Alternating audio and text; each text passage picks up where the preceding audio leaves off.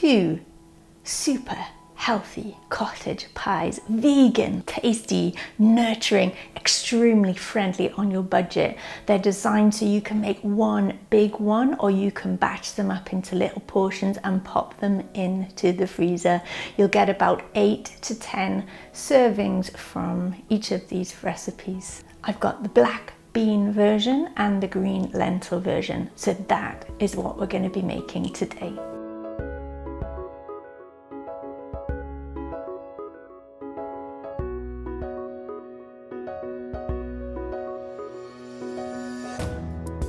I'm Anastasia Eden. I have been making delicious plant-based recipes for 27 years now. I'm a retreat chef here in the UK. I'm also a recipe book author and course developer, so I've got online courses for you.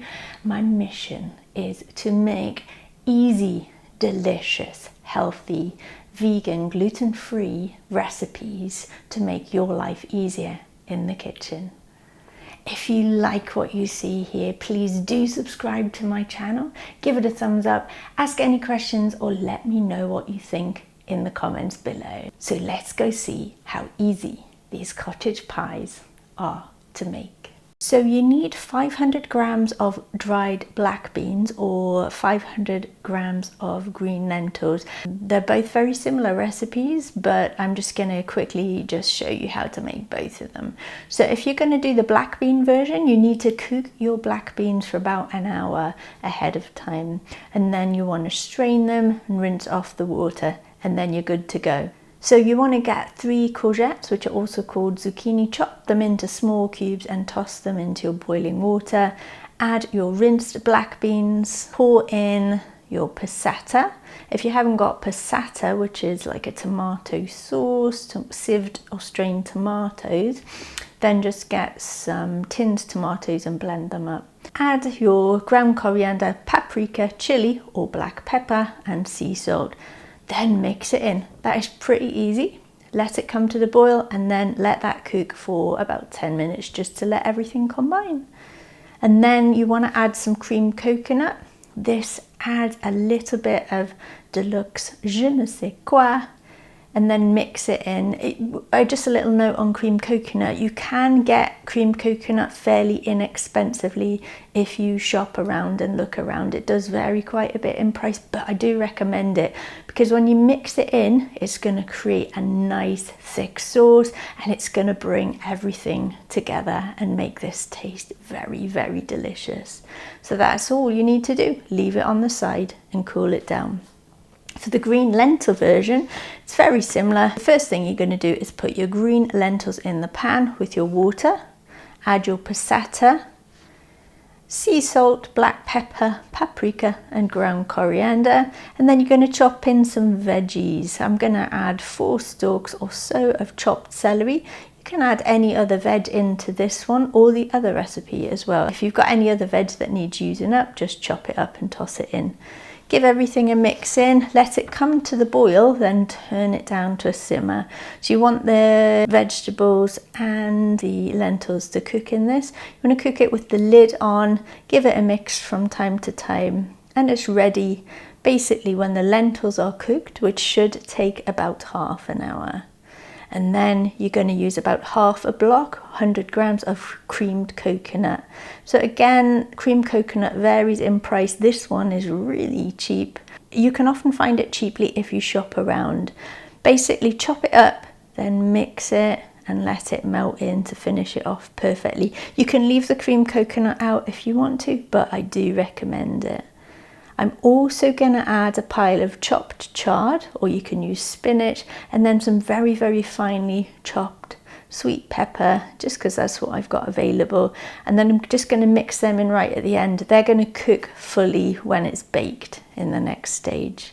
And then I'm going to put this to the side and let it cool down. For the potato mash, I've got about 2 kilos of potatoes. You can buy them quite inexpensively in the supermarket. You want to leave the skins on, just make sure they're clean and you cut any gnarly bits off first. Chop them into cubes, cover potatoes with water, bring it to the boil, reduce it to a simmer, then your potatoes are ready when you can easily pierce them with a fork. So from boiling, that's probably about 10 minutes, depending on how little or large you chopped your potatoes. Then you strain them, put them back in the pan. Add 2 teaspoons of salt, a 1/4 teaspoon of black pepper, and if you want to put in a tablespoon of onion powder or a pinch of garlic powder. You can either add in a scoop of vegan margarine or about 250 milliliters of plant-based milk. However, since I'm doing this on a budget, this is a budget recipe, I'm just going to add water, which interestingly works perfectly. And then I'm going to mash it until it's creamy. Look at that, that goes really nicely creamy and it's very tasty, even though I've just added water to it. Okay, so then you want to decide what containers you want to use. So you can use 1 or 2 big oven tray or baking dish to serve 8 or 10 people and cook them right away, or freeze one. Or alternatively, if you want to make individual portions, you'll get about 8 to 10 portions with this lot.